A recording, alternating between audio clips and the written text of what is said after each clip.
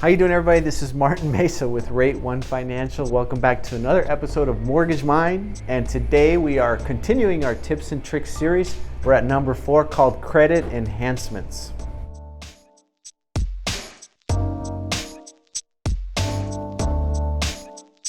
Okay, so credit enhancements, what does that mean?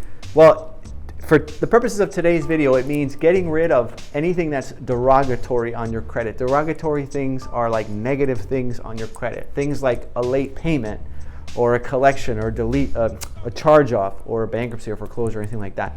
So you want to get rid as much of that as you possibly can. Get rid of it. You want to permanently delete it from your credit report. Easier said than done, but you'd be surprised if you just give your creditor a call and ask them for a one-time courtesy deletion. A lot of times, well, I won't say a lot of times, sometimes they'll actually grant it for you, especially if it's the only time you've ever been late on a specific account, for example, a credit card.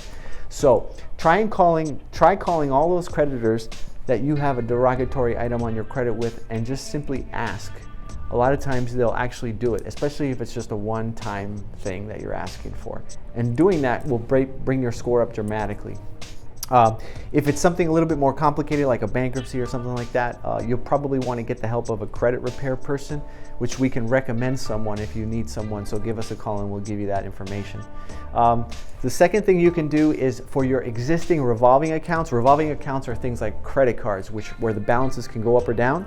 So you want to pay down those balances to at least less than 50% of the limit. Or better yet, if you can pay it down to under 30% of the limit, that will improve your score even more. So for example, you have a credit card with a $1,000 limit.